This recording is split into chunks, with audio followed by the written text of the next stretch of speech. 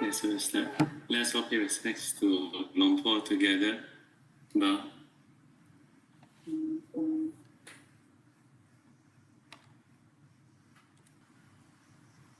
Okay, so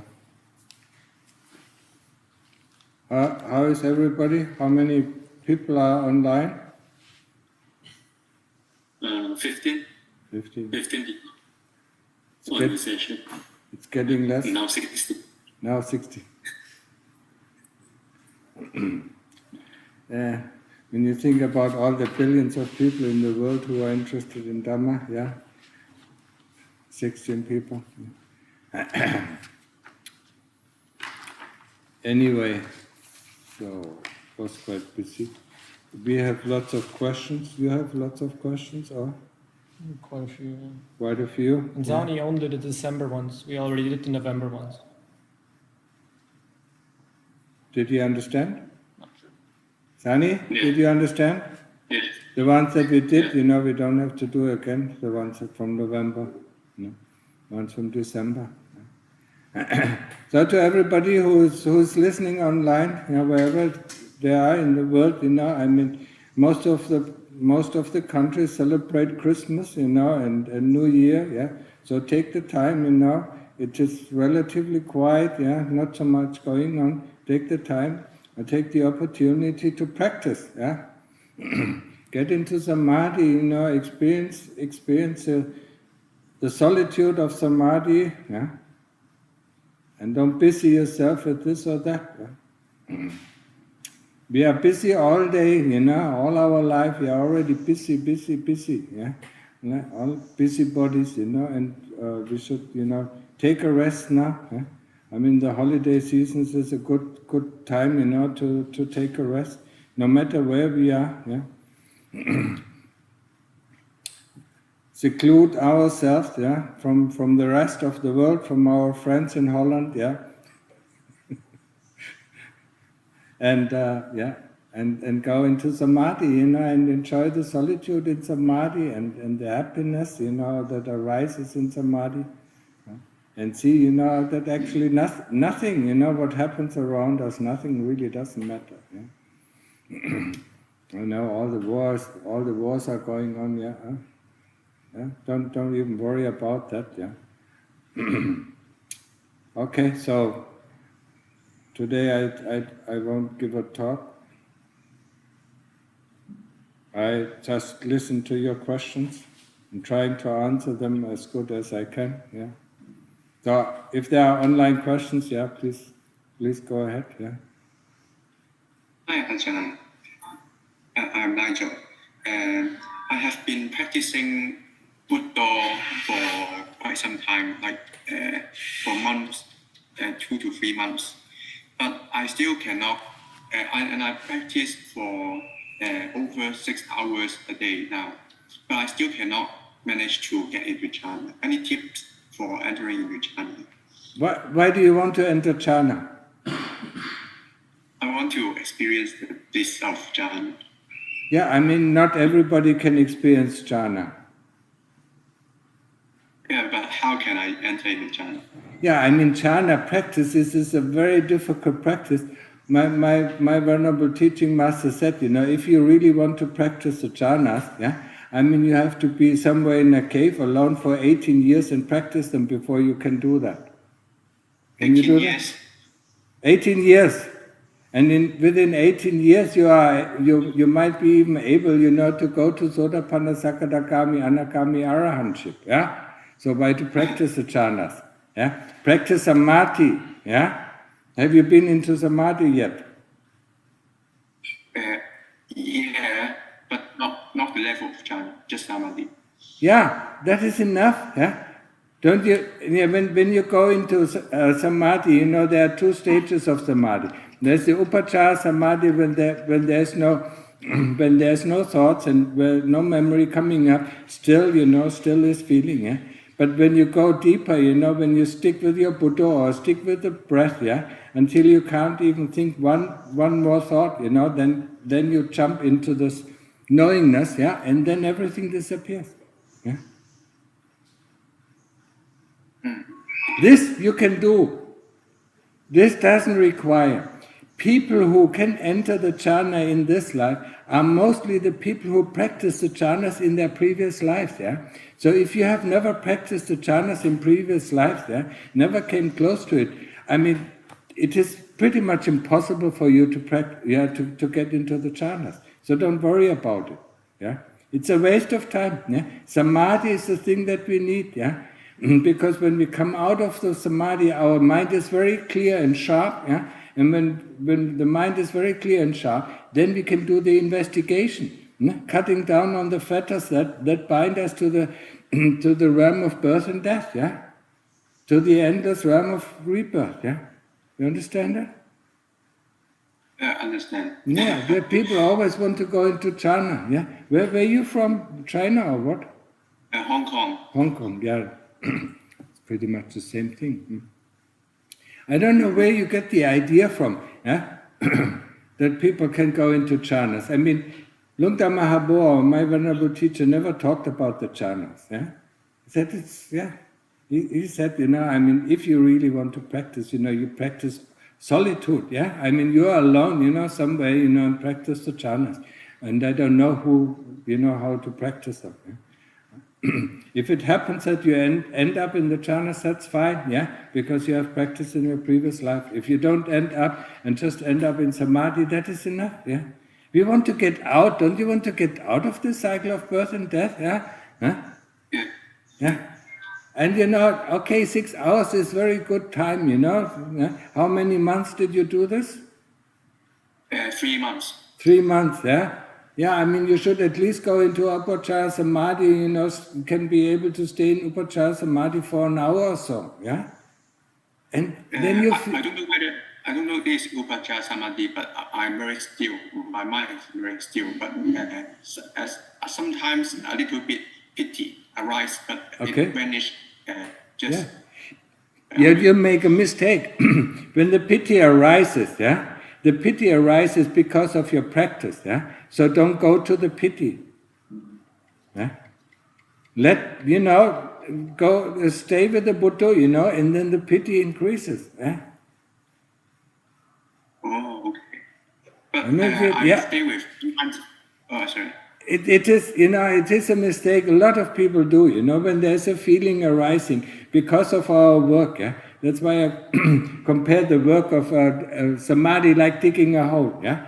I mean, the longer we dig, the deeper the hole is, yeah?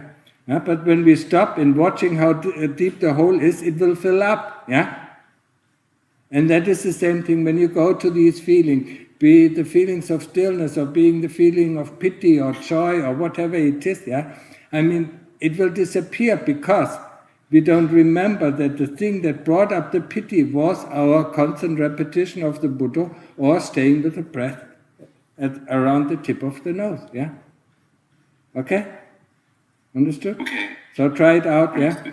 The next 3 months, 6 hours a day, and don't go into the pity and see what is happening. Huh? Maybe you have the opportunity, maybe you have practiced the jhanas in previous life, then it comes on its own. Yeah? Don't try to make something, yeah? Because in Upachara Samadhi, we don't really make anything because, I mean, there's nothing, nothing that we want, yeah? And because there's nothing that we want, there's no dukkha. There's no desire, yeah? I mean, Upachara Samadhi, you really cannot think anymore, and without thinking, without intentions, I mean, there's no dukkha, yeah? Understand. Now, okay. Is it okay for me to start my investigation right when Buddha starts? Like I chant Buddha, yeah, and I already am aware of the impermanence of this force of Buddha. Yeah. Is it okay?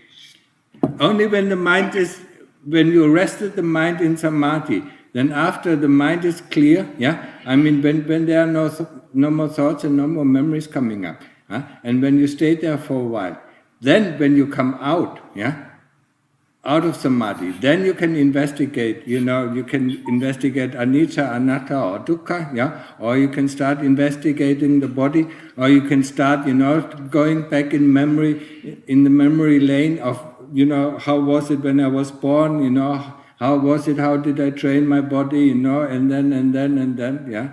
Go through the life, and then extend the life, getting sick, and then getting old, and then die, yeah. To get an understanding, it's not our life, it is just, just we have a new car, we have to train the car, yeah, and then the car gets old, and then in the end, we can't use it anymore, and then we put it to the scrapyard, and then we look for another car. That is the same with the body, yeah. We get a body, we have to train it for 15, 18 years, then it works, it has full strength for 30 years, yeah, and then it slowly decays, and then it dies, yeah. And then we go and look for a new body. And you do that over and over and over again, unless you investigate it, yeah. Your attachment to the body, yeah. And the first thing you have to investigate is that the body is not self, yeah. That the body and the citta are two different things. Yeah? You can feel the body, but who is the one who feels the body? It's not the body that feels the body. Or? Who knows about the thoughts? Yeah? You cannot be the thoughts. Yeah? Subject cannot be object. Yeah? So revert to the subject. Yeah? No. That thought, there is a thought, and the thought arises and ceases. Know that there's a memory arises and ceases. Know the same thing about the Buddha, the body. The body is born and then it dies. Yeah, it's born, it gets old, it gets sick, and then it dies. Yeah, know this anicca, or this anatta. Yeah, this anatta, that you're not the thoughts, you're not the memories. Yeah, because you believe you're the thoughts, and that is where we get into trouble. We believe we are the memories. Yeah? That's where we get into trouble. We believe we are feelings. Yeah? I feel good. Yeah? Or I feel sad. Yeah?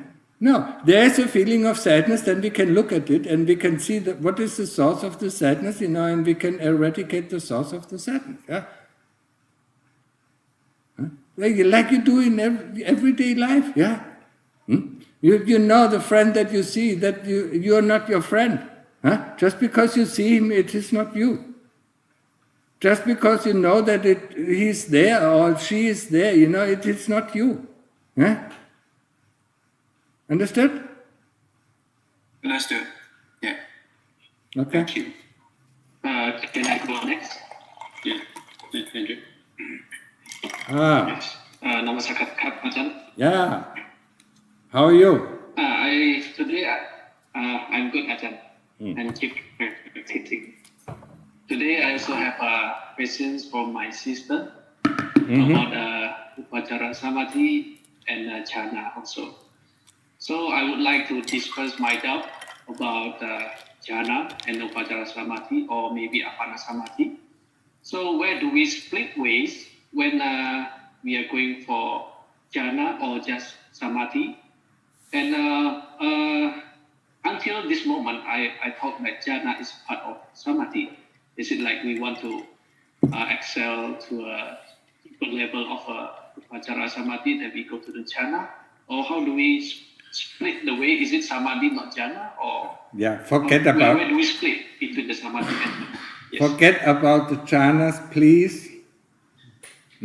I just talked to the other from the Hong Kong, forget about the jhanas, just concentrate, on samadhi. Upachara Samadhi is then, in the beginning of Upachara Samadhi, there can be once in a while a thought popping up, once in a while a memory popping up.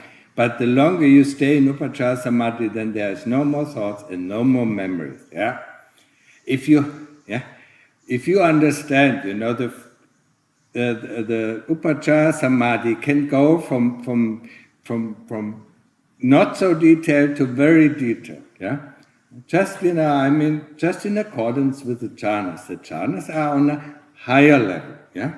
And if you can do both, if you can do the jhanas and samadhi, you can compare them. Yeah? And they are on a higher level, but in the state of stillness, they are the same. Yeah, it's just quiet. Yeah, and there's nothing going on. It's just the experience itself. Yeah? It's the experience of the Buddha. It's the experience of the breath. Yeah. So don't forget about the jhana. Yeah. I mean, go into Upachara Samadhi until there is no more thought and no more memory coming up. And then still stay with the Buddha or with the breath, yeah? Until the breath stops, not disappears. A lot of people think, the breath disappears, yeah, what shall I do? Yeah? Huh? You shall do, what you shall do is go back to the breath, yeah? It doesn't disappear, the breath. Yeah? There's a very clear knowing that the breath has stopped, yeah? And then that's where a lot of people get afraid, yeah? And then they start to think again, and then that's how they come out of samadhi again. And then they have to start over, yeah, overcome the fear, yeah? When you go to sleep, you don't know if you wake up. So, I mean, in the beginning, we might worry if you don't wake up, you know what is going to happen, yeah? But sooner or later, we just go to sleep because we know we wake up, yeah? And it's the same thing with Appana Samadhi. We go into the one-pointedness. Yeah? So, all the time, yeah? When you go in one-pointedness, that is when subject and objects merge into one point, and there's nothing you can say about it. Yeah? So you don't have to be with the Buddha or the breath anymore, because as long as you see or feel the breath or see the Buddha, you know, I mean, you're not in Appana Samadhi. Understood? Yeah? And as long as you can experience the breath, or as long as you can see the Buddha, or the Buddha is still running, that means, you know, you still have to stick with it. Okay? And don't worry about the jhanas, yeah? I mean, you will tell me if somebody of you, you know, enters the jhana, he will tell me, yeah? Yeah? About his experience. Yeah? But I haven't seen anybody, yeah, except, you know, for 10 or 20 years ago, you know, there was a woman, she could just enter within 7 days, she was entering the jhana. Yeah, that happens then automatically, yeah, because we have trained it in our previous life, yeah. If it doesn't happen, don't even worry about it, because it's too long, it's too much of a stretch, yeah, it's too much of hard work, and it doesn't bring anything, yeah. People always like the jhanas because they want to have magic powers. They want to read the minds of others, or, you know, I mean, or want to walk on. Anyway, so just the same thing. Yeah. Just waste of time. Yeah. Okay. So next question. Okay. Next questions. Following up the previous questions, there's somebody asked about. Watching pornography or masturbation doesn't break the precept, but how does that affect our practice? Of course it affects our practice. It's giving into the desires, and the longer we give into the desires, I mean, the more we are drawn into, yeah? It does affect our practice, yeah? I didn't say it doesn't break the precepts, the 5 precepts, yeah? That's what he was asking. It would break the 8th precept, yeah? But people are not on 8 precepts, but the 5 precepts, yeah? I mean, you have a wife, you know, when you sleep with her, you don't break the precepts, huh? Oh? See? Correct. Yeah? And masturbation is just doing it by themselves, yeah? So, I mean, it's not breaking the precept. But of course it bothers us, you know, the more we have to give into that, you know, I mean, the more you do something, the more you're inclined, you know, the more you draw into, yeah, and it affects the practice, yeah. Okay. Thank you, Ajahn. First question. How do I think this one is, I think Nigel asked his own question just now. I think it's similar to what Nigel asked. The guy from Hong Kong asked just now. The other question from Calvin. Hi Ajahn, since the 5 khandhas are not ourselves, does an arahant still have the same thoughts of hatred in their mind? Can an arahant still have thoughts of hatred in their mind, but they don't entertain such thoughts because their heart is pure. No, they can't have thoughts of hate. Because they have overcome hate already. So, I mean, there's no thoughts of hate coming up, yeah? And they can't entertain anything of this, yeah? I mean, some people have the idea, yeah, especially in the West, there's hate coming up, but I don't delve into it, yeah? So I must be an arahant. No. Thoughts of hate don't come up, yeah? I mean, because you have seen through these things, yeah? I mean, how can there be hate coming up, yeah? These things are brought on, an arahant, these things are brought on by the kilesas. Hate is something, I don't like this or I don't like this, yeah? That is a form of hate, yeah? So it cannot, an arahant doesn't have this. Okay, next. Next question from the same person. Dear Ajahn, I would like to ask about avijja pachaya sankhara. So, if there is hate or greed in the mind, but we do not take any action on it, is that counted as a sankhara? Thank you very much, Ajahn. Is that counted as a sankhara? Yes, if there is... What? Yeah, his original words is it included as a sankhara? Yeah, a sankhara is either thought formation or phenomena. Yeah, I really don't get the questions correctly. I mean, I don't know what he wants to know. If there's greed or hate. Yeah, greed or hate comes after the labeling. Yeah, comes after the feeling. Yeah, I mean, if I understand, it's so long time ago that I looked at the Paticca Samuppada, yeah. But I think, after the label comes feeling, and the feeling creates desire. And with desire comes hate, greed and hatred, yeah. Of course, if your mind is very, very calm and you don't delve into it, yeah, you don't create karma, yeah. If you delve into it, you create karma, yeah, either good karma or bad karma. That is the only answer I can give to that, yeah. Okay, next. Next question. What is the difference between the chitta and the Western concept of a soul? The chitta is not personalized, yeah, and the soul, yeah, I mean, if I understand soul correctly, it's a person, yeah, it's an entity, yeah. The chitta is not really an entity, yeah, because the chitta changes because of our thoughts, because of our encounters, because of our things, yeah. Just like we change from when we were born, we are never the same person. So there is not really a personality, yeah. The chitta doesn't have a personality. The chitta is, defined, by karma, yeah. Whatever karma it has, yeah, and that is the impure chitta, yeah. So I mean, I would never talk about the chitta being a soul, yeah. A soul, seems to be the same person going into the next life. No, the chitta who goes into the next life has very different characteristics, yeah. It might have some of the characteristics from this life, but it can have other characteristics from other lives. Yeah? So I mean, you cannot say, or you cannot define, the chitta as something, yeah, as a person. Yeah. Even now in our life, we change our personality. So I mean, how can we talk about, this is my personality? Yeah. I mean, the personality of you, Sani, of 20 years ago and now, it is different, or? There are some character traits that are the same thing, yeah? But, some of them you changed, yeah? Because of your practice, because of your insight, because of your wisdom, and some people because of their desires, yeah? They changed, yeah? And it changes slowly, and that's why we don't get it, yeah?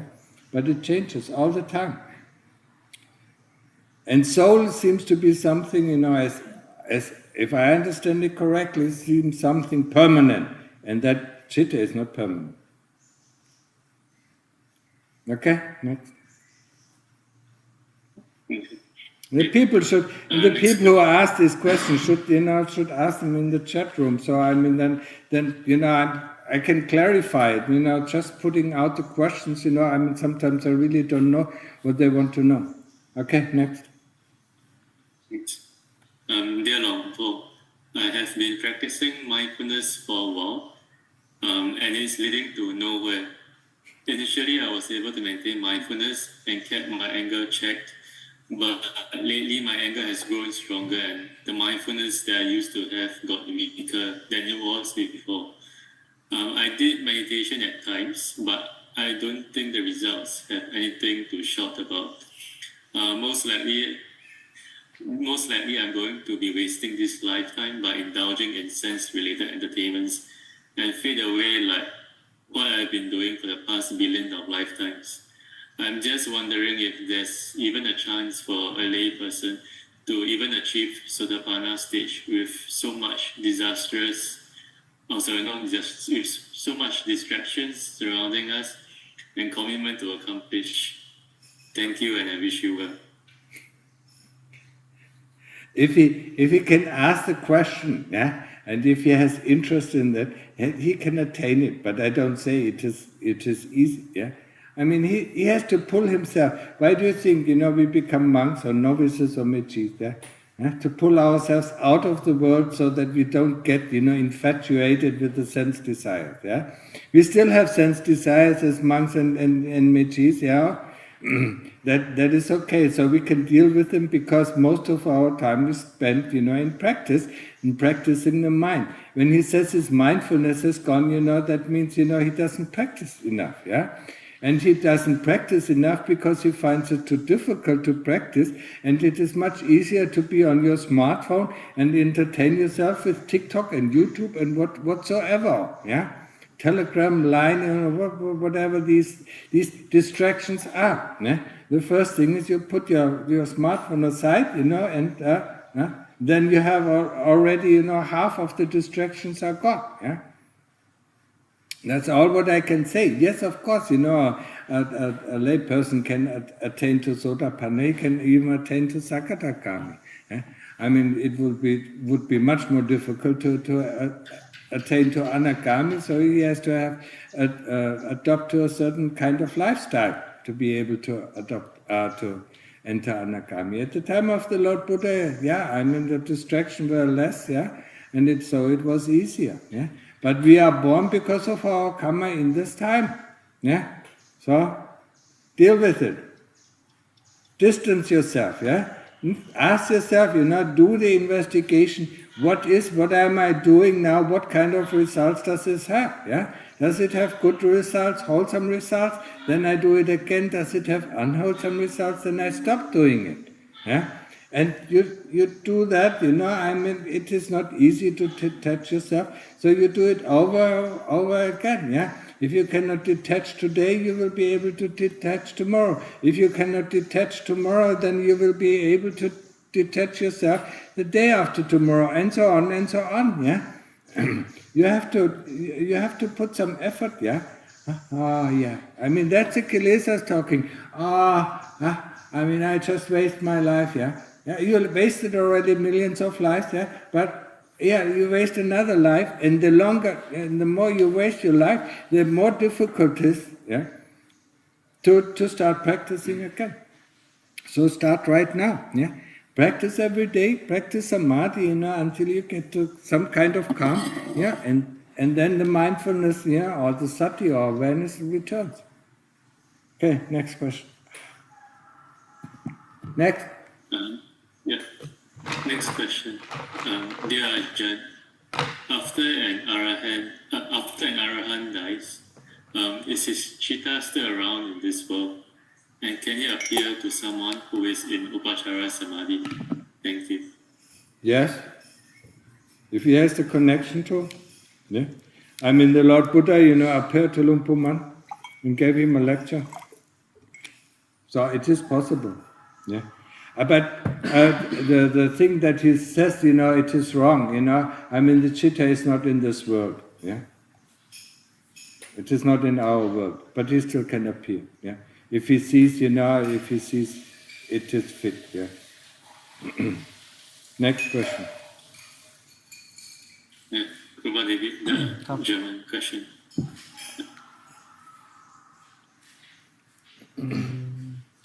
Habe ich es richtig verstanden, dass das Herz der Meditationspraxis ein Meditationsobjekt und dazugehöriges Gewahrsein ist?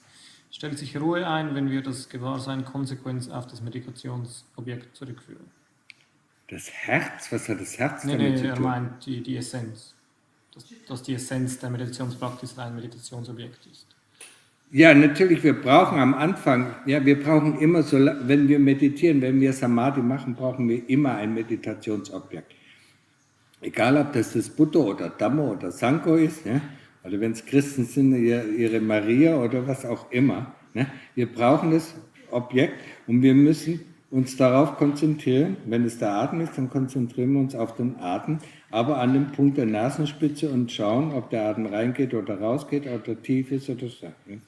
Und wenn wir die Repetition vom Buddha machen oder Dhamma oder was auch immer, dann müssen wir das Buddha immer am Laufen halten. Und sobald es von selber läuft, dann schauen wir an, wie das Buddha ist. Ob das schnell ist, ob das langsam ist, ob das tief ist oder wie auch immer. Für Samadhi brauchen wir das. Und wir brauchen das, ja, selbst im Upachara Samadhi. Ne, wenn wir schon im Upachara Samadhi sind, ne, brauchen wir dieses Meditationsobjekt bis zum Schluss, bis wir in Apana Samadhi, in das tiefe Samadhi eintauchen. Wenn wir in das tiefe Samadhi eintauchen, dann gibt es nichts mehr. Ne? Das ist das Ende von allem Sein. Und das machen sich Leute nicht klar. Wenn das Subjekt und das Objekt eins werden, dann kann man nichts mehr sagen. Dann ist man im Grunde genommen nicht mehr. Das ganze Universum verschwindet mit all seinen Sternen, ja? Mit all seinen Gefühlen, mit all seinen Gedanken. Ist alles weg, der Körper ist weg. Ich vergleiche das immer. Ne? Du gehst ja zum Beispiel, die Deutschen, die lieben das Morgenjoggen, ja? Die fahren zum Jogpath, genau, und dann lassen sie ihr Auto stehen, ne? Dann steigen sie aus dem Auto auf und dann rennen sie für 2 Stunden oder für 1 Stunde und dann kommen sie zurück und dann sehen sie, dass ihr Auto kaputt ist. Ne? Das ist genauso das Apana Samadhi. In dem Moment, wo du ins Apana Samadhi eintauchst, ne, können die mit deinem Körper machen, was sie wollen, die können den zerstückeln, ne, oder können ganz lassen, die können den vollkommen, to beat up, ja. Und wenn du zurückkommst und der Körper, der ist noch gebrauchbar oder so, oder das Auto ist noch gebrauchbar, dann setzt du wieder rein und fährst weiter. Ja, das ist Apana Samadhi, du bist nicht mehr da. Ne? Und solange du noch da bist, solange du noch den Atem spürst oder solange du noch das Buddha hast oder was auch immer dein Meditationsobjekt ist, ne, bist du ja noch da, bist du noch in dieser Welt, in dieser Dualität. Ja? Und die Dualität hört nur auf, wenn du in die Einspitzigkeit kommst, One-Pointedness, ja? Wenn Subjekt und Objekt sich in einem Punkt vereint. Ja? Und dann kann man nichts mehr sagen, weil unsere ganze Sprache ist die Sprache der Dualität. Das Einzige, was du sagen kannst, wenn du rauskommst, ist, ich habe nicht geschlafen. Ne? Und wie lange du drin bist, weißt du nicht. Weil Raum und Zeit verschwindet auch. Es ist alles weg. Die Vorstellung, dass da irgend noch was ist falsch. Das ist alles weg. Das, was übrig bleibt, ist die Pure Knowingness. Wie sagt man da im Deutschen? Das klar, was? Reine Gewahrsein. Das reine Gewahrsam. Ja? Aber das Gewahrsam nicht, dass irgendwelche Objekte gewahr ist. Das ist nicht Gewahrsam. Ich weiß nicht. Ich habe das irgendwann mal übersetzt. Ich kann mich jetzt nicht mehr dran erinnern. Auf Deutsch. Ja? It's this clear knowingness. Ja? Aber a knowingness that doesn't know any objects. Ja? So. Und das ist der Unterschied. Ne? Solange wir Objekte haben, ne, egal ob das kleine Objekte sind, große Objekte sind, ne, zum Schluss, wenn das Samadhi sich zusammenzieht, ne, dann verschwindet der Körper langsam, ne, aber es ist immer noch da, an der Stelle des Chittas haben wir immer noch ein Gefühl. Und wenn es dann in die Einspitzigkeit geht, dann ist alles weg. Ne. Das ist das, das ist das Wunder der Meditation. Das erste Wunder der Meditation, dieser Status des Apana-Samadhi. Ja? Und er spricht auch, das ist der Preview of Nibbana, also die Vorschau auf Nibbana. Ja? Wenn jemand wissen will, ne, wie sich Nibbana anfühlt, ne? Was heißt anfühlt in Quotation Mark, ja? Dann soll er mal dahin gehen, ne? Und ich kann ihm garantieren, wenn er rauskommt, ne, der erste Gedanke, der dann hochkommt, ne, er kommt ja wieder raus, ne, ja, ist, wie komme ich wieder zurück? Er will in diese Welt, ne, diese Welt von Gefühlen, von Sensory Inputs, ne, das ist wie wenn du zwischen zwei Fronten stehst, ne, zwei Fronten, zum Beispiel im Ukraine-Krieg, ne, die Russen und die Ukraine schießen aufeinander und du stehst mitten dazwischen und kriegst alle Kugeln ab. Ja? Wer will da sein? Ja? Aber das kann man nur dann erfahren, wenn man mal da drin gewesen ist und man wieder rauskommt in die Welt. Oder in Zeit ohne Wasser. Okay, understood? No. Habt ihr das verstanden? Gut. Ja, okay. Ihre Religionstoleranz und Einstellung gegenüber anderen Religionen äußerst vorbildlich. Vielen Dank dafür. Von dieser Einstellung könnten sich andere religiöse Oberhäupter eine dicke Scheibe abschneiden. Danke.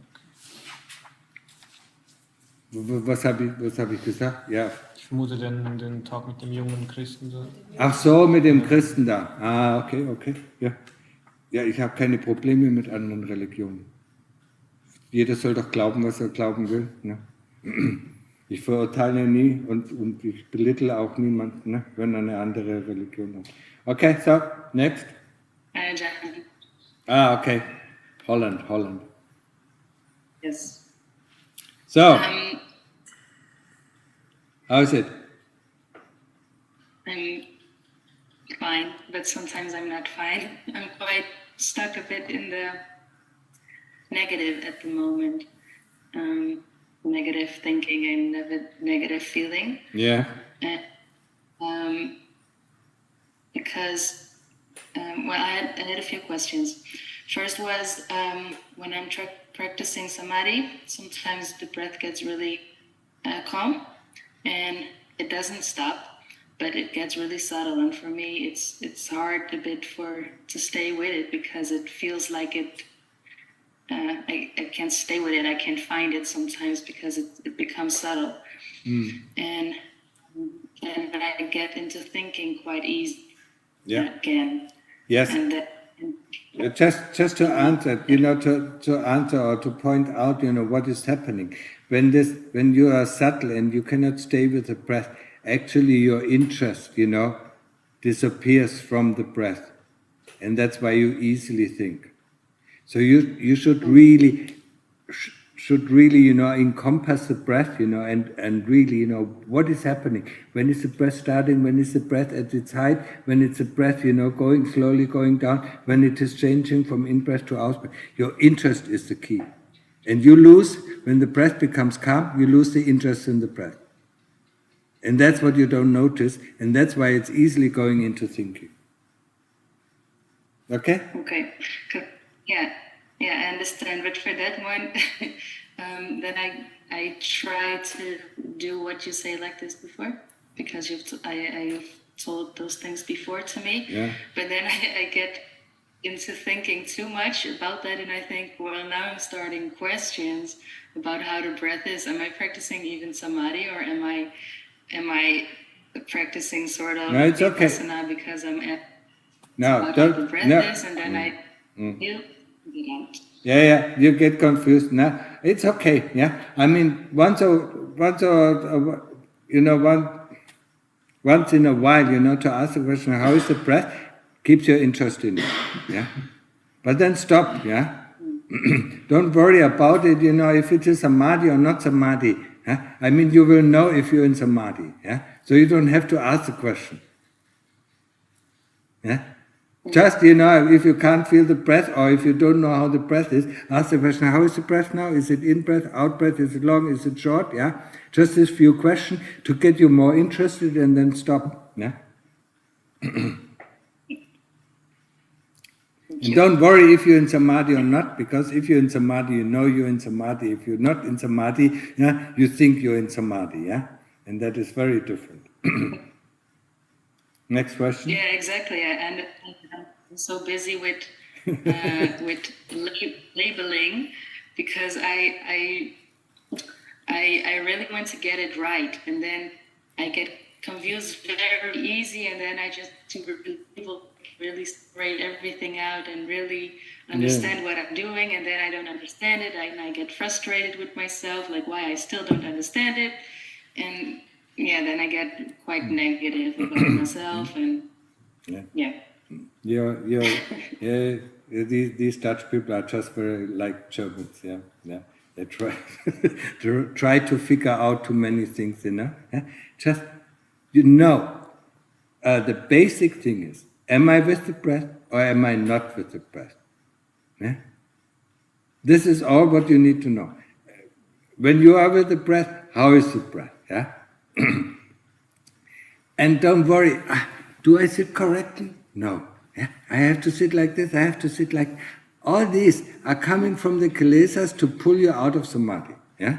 So the only thing that you should remember for samadhi is, am I with my breath or not? If I'm with my breath, I'm on the way to samadhi. Yeah? If I'm not with my breath, I'm not on the way to samadhi. Yeah? If I say, how is the breath at the moment, that keeps my interest going into, and I'm still with the object of, that goes to the samadhi. Yeah? But if I think about, this is not right, should I do it like this?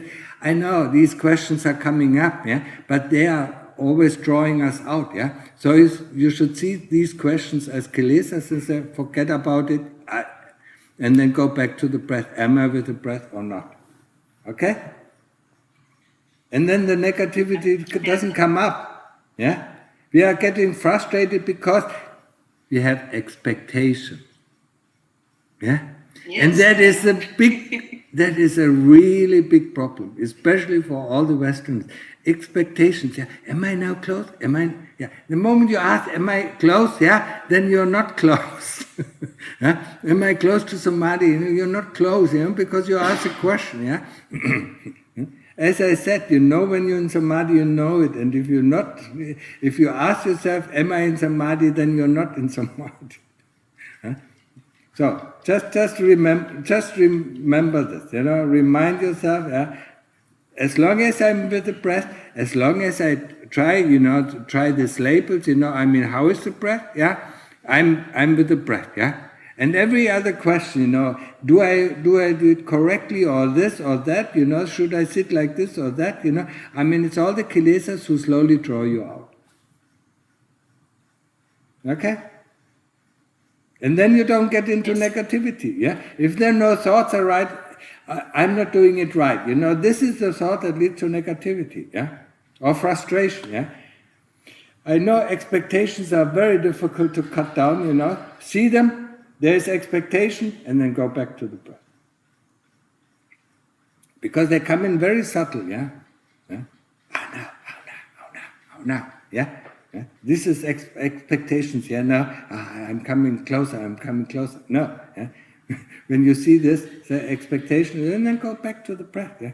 We start all over again, it doesn't really matter, yeah? People are afraid to stop, because there's, yeah? No. Just, stop, and sometimes, open your eyes, take a deep breath, and then go back in. You don't lose anything. Yeah? But we are afraid to lose, now I'm so close. Then we don't want to stop, and actually what we do is just the opposite of it. Yeah? Yeah, okay, open the eyes, okay. Okay, go on. Yeah? Just do it again, yeah? That's what we do all our life. Yeah?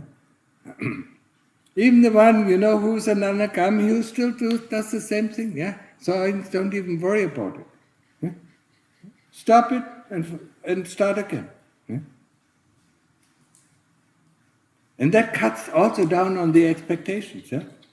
Because the expectation, no, you can't stop, you have to... pushing us. Yeah? we don't like to be pushed. Yeah?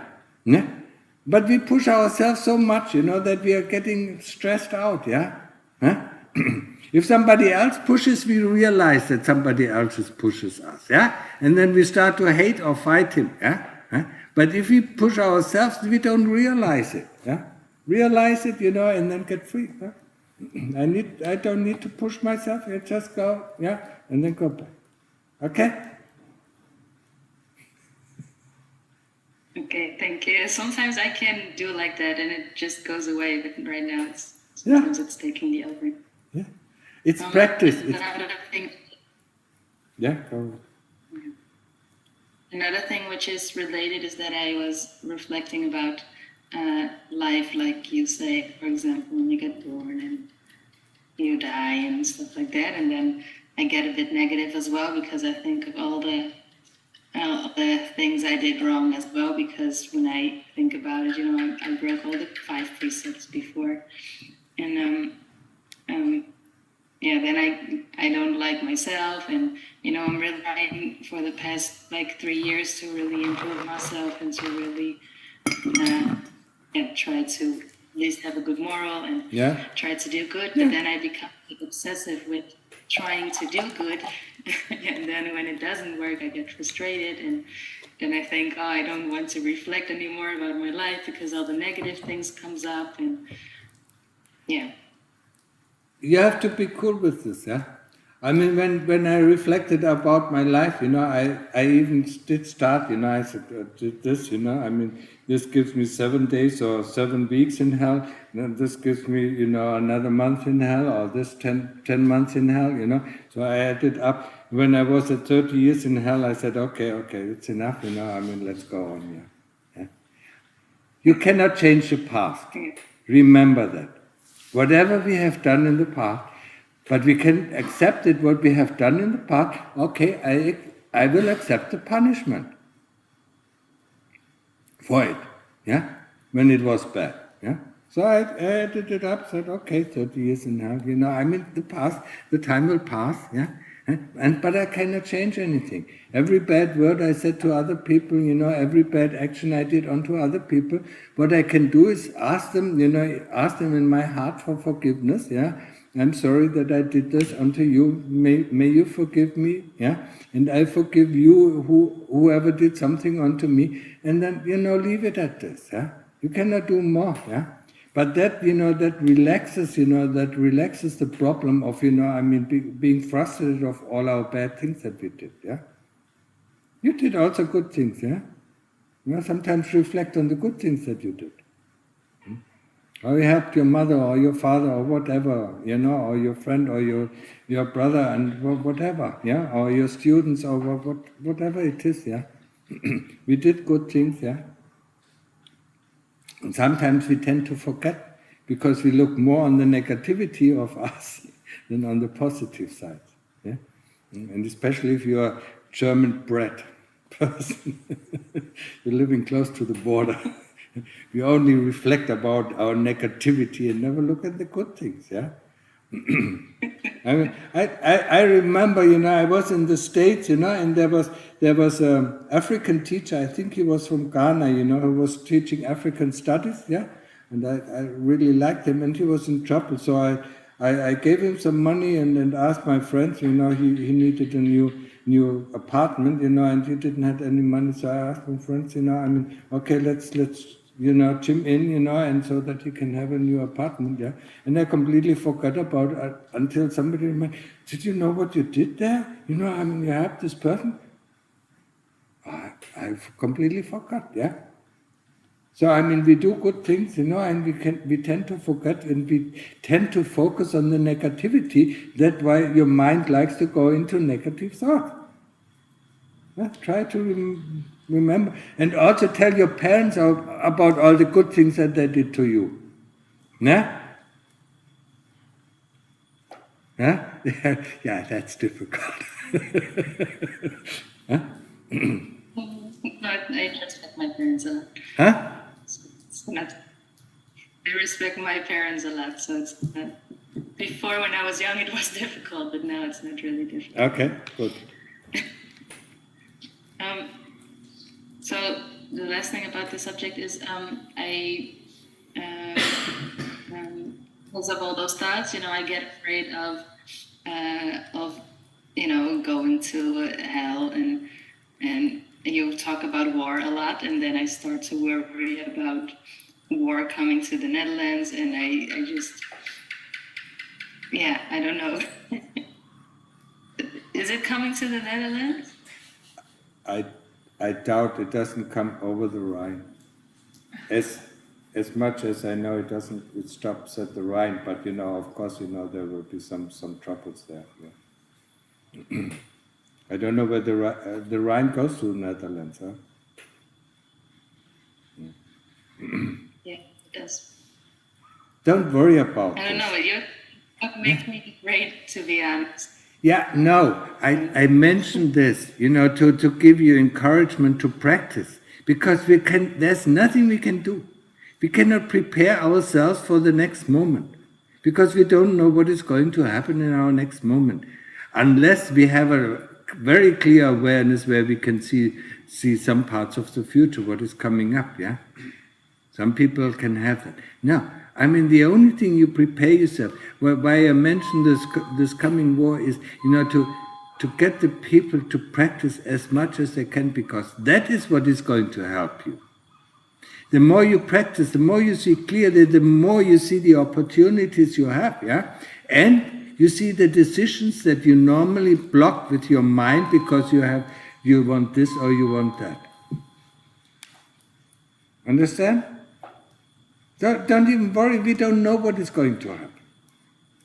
I don't know how I am going to be affected. I don't know, I read some predictions, but the prediction says, most of the battles will be at the Rhine and around Cologne, yeah?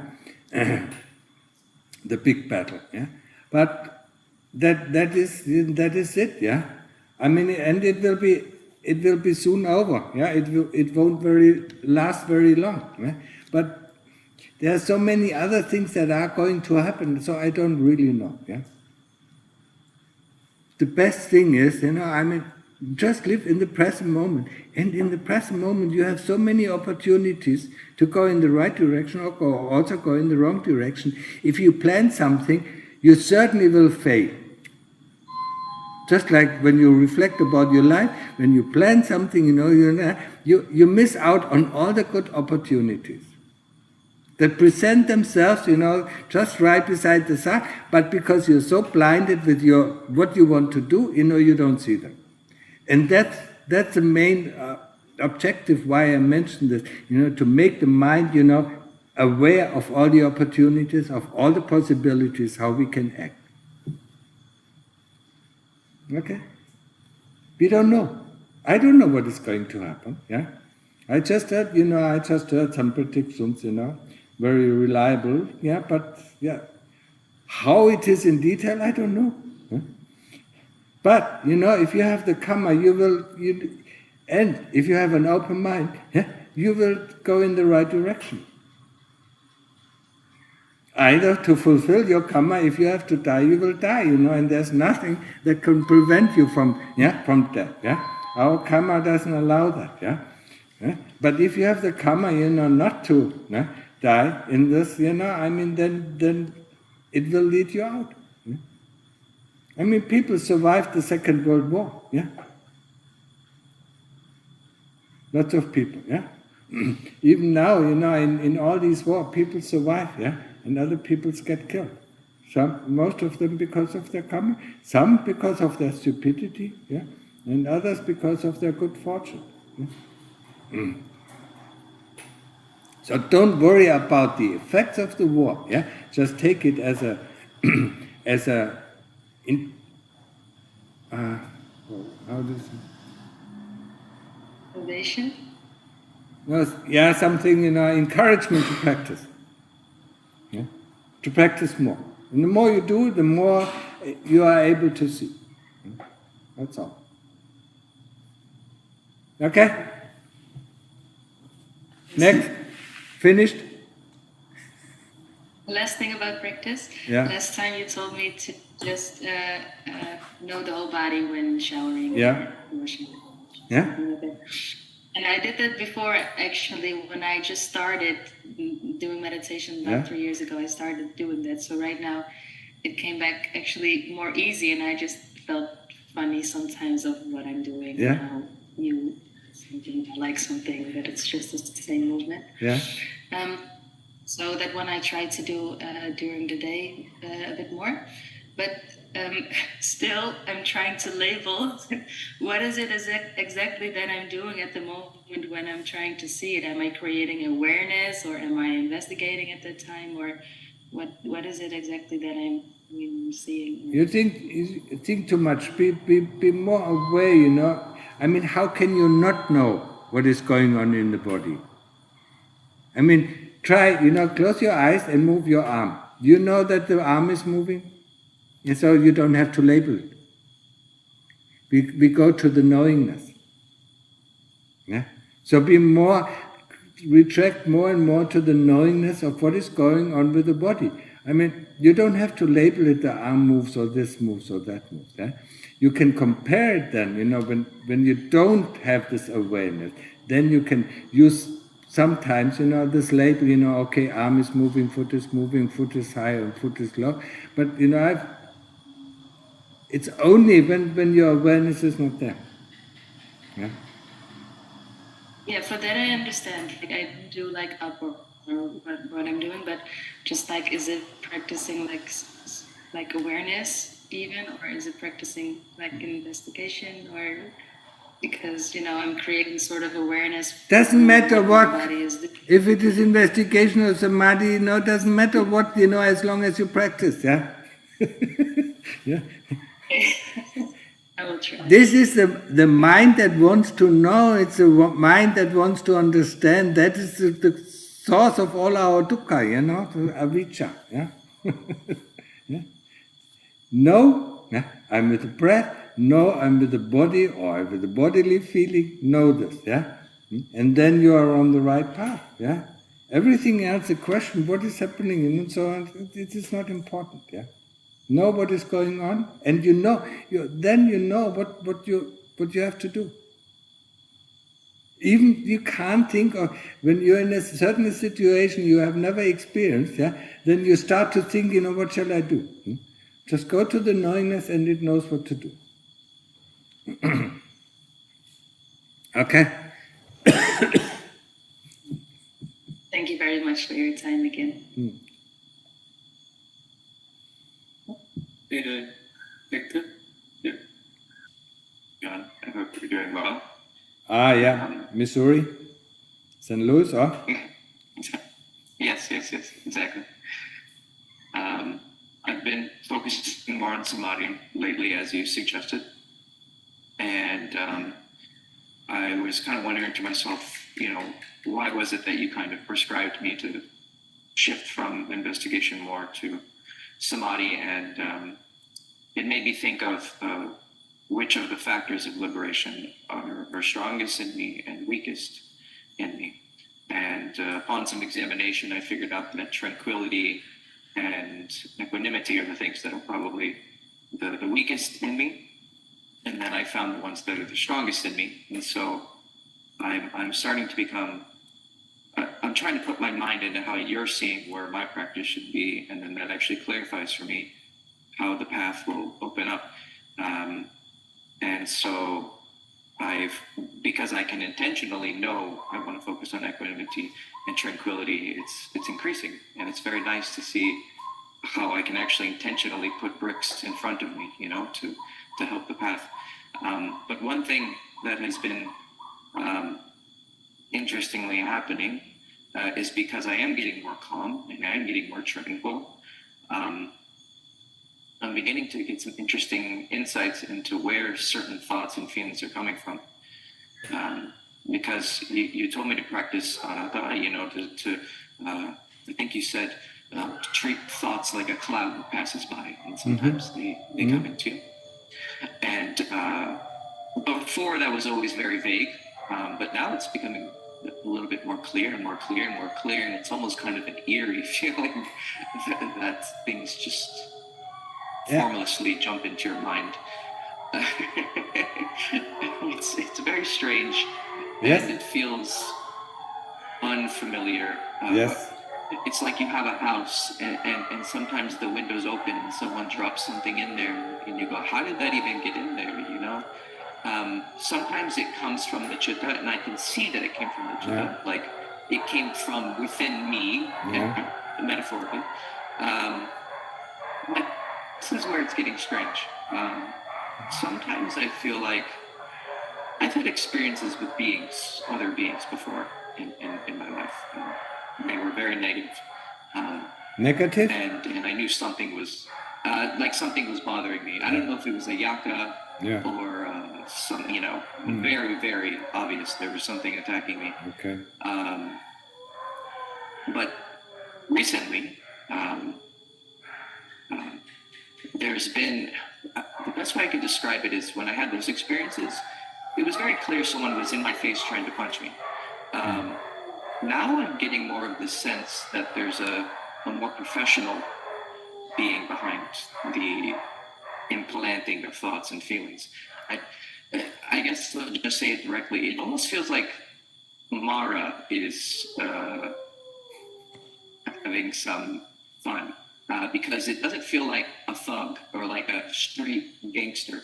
It feels like a professional hitman almost. Is the best way I can put it, where some thoughts and some feelings will very sneakily get put into my mind where they weren't there a second ago. Yeah. And I'm paying very, very close attention to myself. We're fine. And then something comes and I go, that definitely wasn't from me. And I mean, my strategy with these other beings was you just make your mind strong and you defend yourself, but also you have metta for them. And that was very helpful to diffusing those experiences. Yes. With Mara, I mean, it might be conceited for me to think that Mara would pay attention to me because I'm sure he has more important things to do. But, you know, bigger fish to catch thinking. But I suppose it's possible. So is there any particular strategy for Mara or is it the same? This reminds me about a Catholic joke, you know. A young monk, you know, comes to the abbot, you know, somewhere in Ireland, you know, they were practicing, you know, and the young monk tells the abbot, you know, yesterday, you know, what is it? The devil came to attack me, you know? And the abbot has said, don't worry. I mean, you're not in a state where the devil is coming to attack you. Yeah? And that is the same thing with Mara. Yeah, I mean, you will see him, you know, just before, you know, if you know the story of the Lord Buddha, when came Mara to attack him? At the stage, you know, where he was just going into Nibbana. Yeah, before he doesn't worry about it, because you're still in his realm. Yeah. And what you see is not Mara, it is it is some of the imprints within your chitta, yeah? But you see them. And if you see them, you think you see them outside of yourself. Don't do that, you know, it can lead to very, very bad results, yeah? If you see them as coming from outside. Yeah? It's still from inside. Yeah. Because I don't take responsibility. Yeah. Yes. Is that Yeah, just observe them. Don't label them, observe them until, you know, and then ask yourself, what came before this thought? What came before that, you know? Was there a feeling, was there memory, was there this, you know? And then what came before that, and before that, you know? So track it down, yeah? Track it down, you know, until you see what the stone, you know, the stone of evolution was, yeah? The stone who put, you know, the avalanche, yeah? And don't think about Mara, you know, I mean, it's... Yeah, it's not, he probably isn't worrying about me just yet. He only worries about the people who leave his realm, where he can influence the people. As long as you are in his realm, you know, I mean, he doesn't worry about it. But if he sees somebody, you know, trying to leave his realm, then he's going to bother them. So someone who's like about to become, because once you become an anagami, you're kind of free from Mara, right? You only worry about your internal. No, you're not free from. No, yeah, you're not free from Mara. Yeah, you're still. Yeah, only arahants are free from Mara. And so, I mean, the last battle before he became an Arahant was a battle with Mara. Right. And that's where That Mara makes sense. comes Okay, in. so I have time to prepare.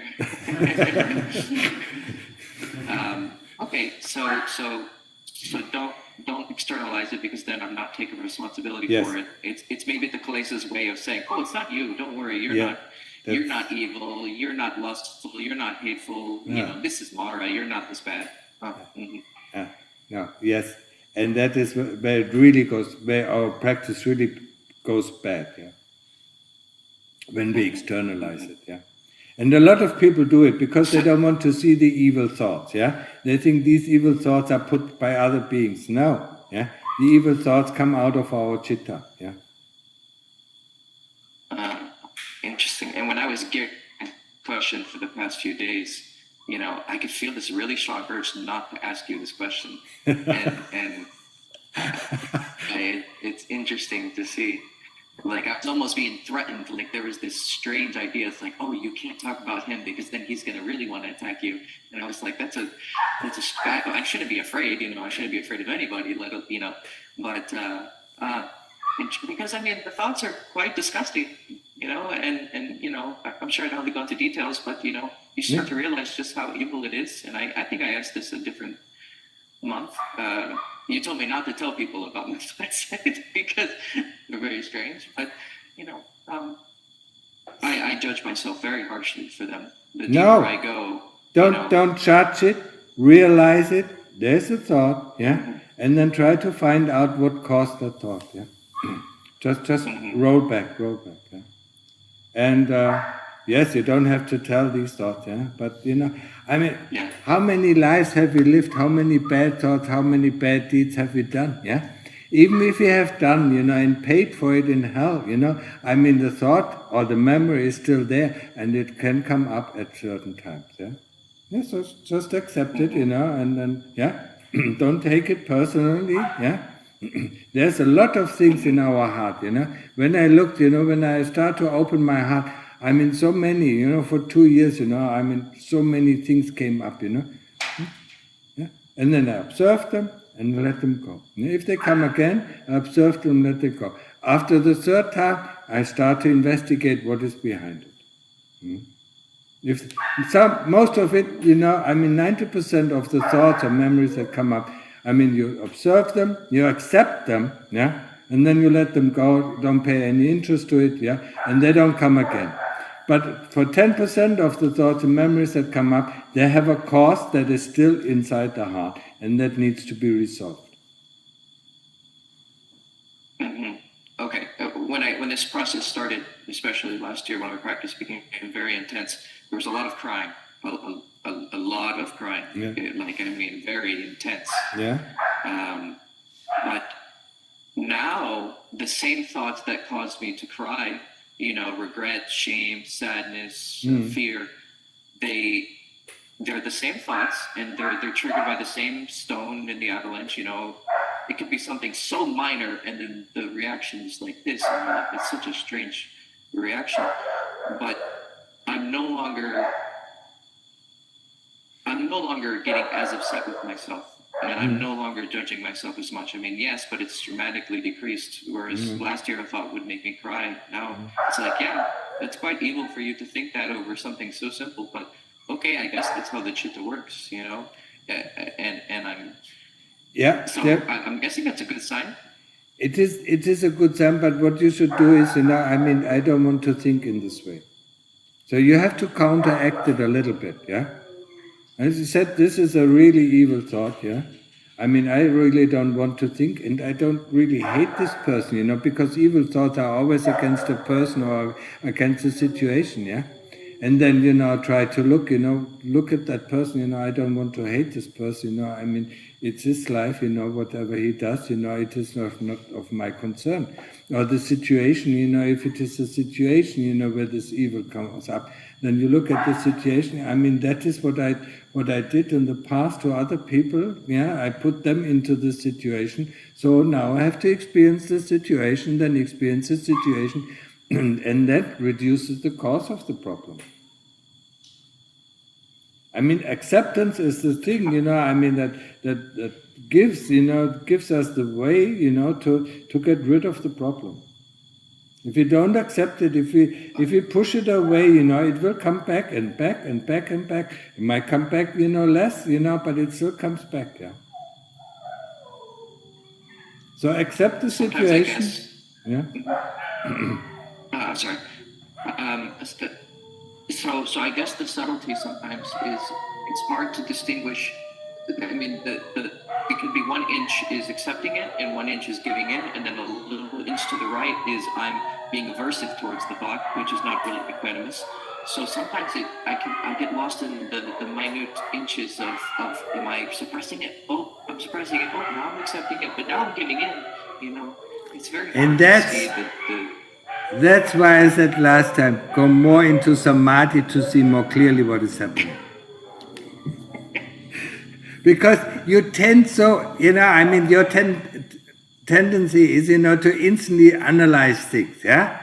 I mean, that is your strength, but you cannot use that yet. You have to have a clear seeing, a clear awareness of what is happening. And then you can use the strength of analyzing. Now you use the you use the tendency of analyzing things instantly, and that destroys everything. That doesn't make anything clear. That's why you have this confusion. If you have the samadhi, you don't have any confusion because you see clearly. Yeah? So train samadhi, samadhi, samadhi, samadhi. It's so simple. Yeah, I just need to keep it the simple path. Yes. Okay, thank you so much. Okay, you're welcome. Yeah, go ahead. Yeah. Hurry up. Okay. Yeah, this is a long question. At my workplace, there is a colleague that seemed to be very nice in the beginning. I considered us to be friends, but turned out to be easily threatened by the thought of someone else being somehow better than them. As soon as I wasn't the inferior newbie anymore, that person became extremely jealous and envious and would treat me with resentment. Furthermore, they would try to pull me down and to get me out of their way, less by attacking me openly, but more by pulling manipulative moves. For a while, I remained very compassionate and kind towards them, and I did not take revenge for their aggressions or fight them back. Unfortunately, at some point, I lost it to handle the situation in a skillful way. Fear came up, and off-beam thought arose that I have to protect myself. I told myself there's nothing to defend; it's just the ego. As soon as I could feel this, the fear would cease, but being followed by the idea, if there's nothing to defend, then I don't have to be afraid of losing this job. Then I could just quit and take my leave. Several times I was close to doing so, but it would be foolish because this workplace goes extremely well together with my wish for Buddhist practice, and I wouldn't be able to find another place offering me so much flexibility and opportunities for my practice. As this approach of overcoming my fear did not work out, I'm somehow stuck. Therefore, the fear gets worse and worse, and as a response to it, I'm thinking more and more about getting them out of my way. My fear caused me to think and act increasingly like this person. I'm basically turning into that very person. Everything I do not like about them is to be found in myself as well. I don't like that, but got to accept that to work on it. But how do I work on that fear? Please, May Long Po, guide me out of this. It is actually very easy. Yeah? I mean, how can we stop fear? We stop thinking. If you stop thinking, there's no fear. Very easy. I mean, he has to practice, yeah? I mean, the thing that he did in the beginning, being compassionate, yeah? I mean, think about it, is what you get back is what you have sown in the past, yeah? Whatever happens to you is what you have done unto others, yeah? And it has nothing to do with this person, you know, it is your karma that is coming back to it, yeah? So don't get angry at the person, yeah? Try, you know, and stop your thoughts. I mean, meditate, the more you meditate, the easier it is to deal with these situations, yeah? And no, you know, I mean, it's not your fear. Fear is caused by thoughts, yeah? And, yeah? And anxiety is caused by thought, and by memories, and by comparison, yeah? So if you stop all this, you know, and stay with the Buddha, so when fear comes up, yeah?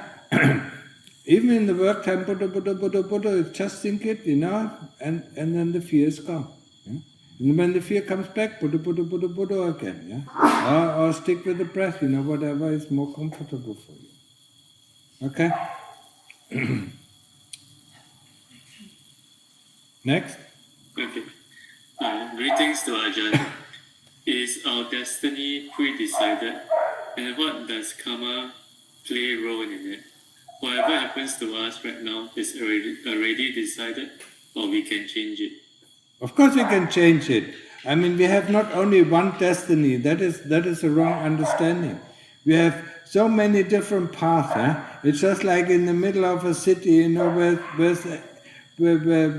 we are in the center of a roundabout with 8 exits. Yeah, actually we have much more than 8 exits. We can go in any direction, but yeah, because of our tendencies, because of fear, because of this, you know, we normally go the main road and don't try the side streets, yeah? No. I mean, the destiny, karma is, you know, when you go in the dark road, you know, this kind of karma happens. When you go on a broad, bright road, you know, this karma is happening. When you go into another road, that karma is happening, yeah? So, I mean, you have always the choice, yeah? And according to Lumputet, you know, there is one choice that is not dependent on karma. There is 17 choices that are dependent on karma, and there's one choice, or was it 16? I can't remember. And one choice that is not dependent on karma. So you have lots of choices, yeah. But each choice that you take, you know, I mean, will bring up some different kind of karma. Yeah? Next question. Is meeting you and learning Dhamma from you, is this my karma? I don't know. That's quite a funny question, you know. I mean, yes, meeting, yeah. I mean, it can be some sort of karma, yeah. I hope it's good karma.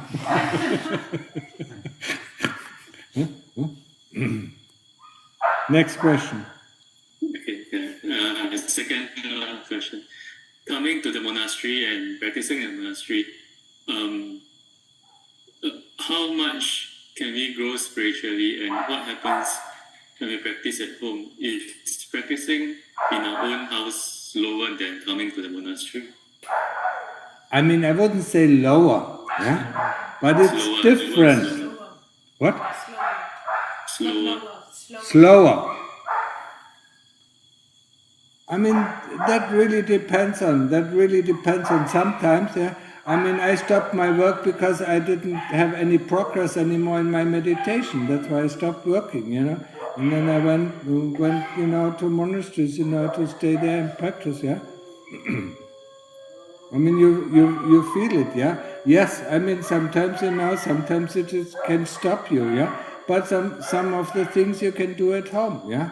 That certain things, you know, you can do at home, you know, but if you have finished the task, you know, then you have to go, yeah. If your practice doesn't develop anymore, if your insights doesn't develop anymore, and you see that you get stuck, you know, either you don't really get into samadhi or you don't get into appana samadhi, then you have to find a place, you know, where it is quiet, yeah, and being in the monastery, yeah, and there you can develop it further. Next.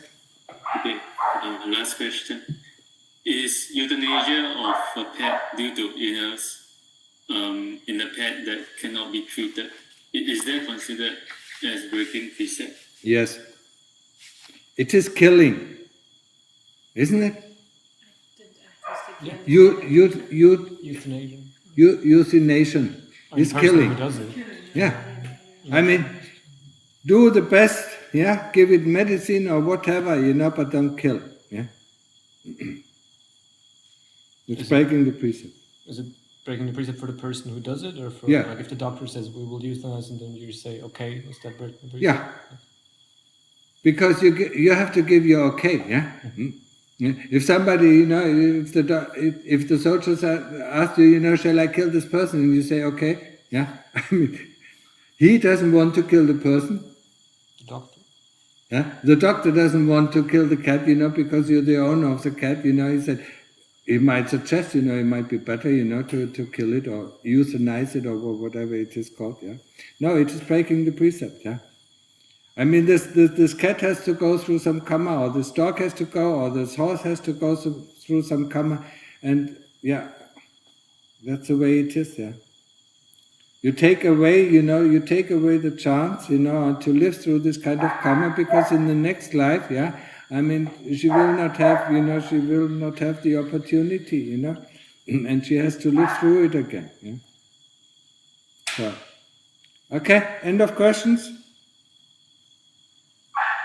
Sani, Yes. you still here? Yeah. No more questions. Okay. So, it is late. It's already 1.5 hours, so it's late, yeah?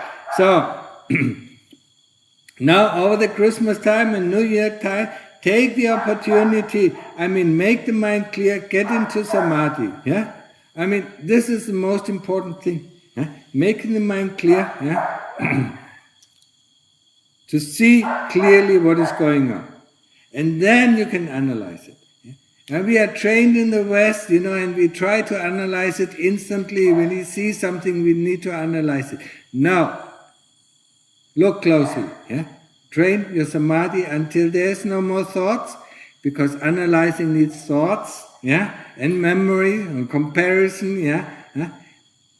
Go into samadhi until there are no thoughts, no memory, and stay there for at least half an hour, yeah, or if you can for 1 hour or 2 hours, yeah. And only when you come out of the state, then the mind is completely clear, and whatever it looks at, it sees clearly what is going on. Okay, understood? Have a nice day, and have a new year, or good festivity, and I see you next year. Thank you, Uncle. Yeah, you're welcome. Yeah, we handle the question in... Well, when is Piyadhammo? Tuesday. It's already Tuesday. Okay. So, any questions? Yeah. They are always there. We here, yeah, we deal here with our names given by our parents. All the monks here in Thailand, yeah. Except for the Western edition of Ajahn Chah. Even the disciples, the Thai disciples of Ajahn Chah use their given name. But the Western want to be something special, so I am a different personality if I have a different name. That's why we don't do it. We are the same people, Yeah? Lungta Mahabodh said very clearly, when we ordain, the kilesas don't ordain. They're still the same. Yeah? Greed and hatred are still the same. Yeah? We still have to get rid of them. So that's why we normally use, and there's a surname, then we use the Pali name. So for me, it's Ajahn Martin Piyadhammo. Yeah, that is my surname. I don't have another surname in it. Okay. So you're okay? Where is she staying? In which kuti? Kuti Choy? Yeah. So, you have any questions? No, not at the moment. Okay. I'm grateful that I can be here. So thank you for this. Yeah. I wonder if she's still grateful tomorrow. If you stay here longer, it will be tough. I believe so. Yeah. The kilesas are coming up very quickly here. Yeah? Mechi Sunanda? And they are strong. Yeah? Pow. Constantly beating us up. Okay, so, yeah. go and have, use the time, it is quiet, huh? Even though, tomorrow there will be quite some noise, yeah? Use the time, and practice. So the lady from Thailand, what is your name? So you understood everything? Yes. Okay.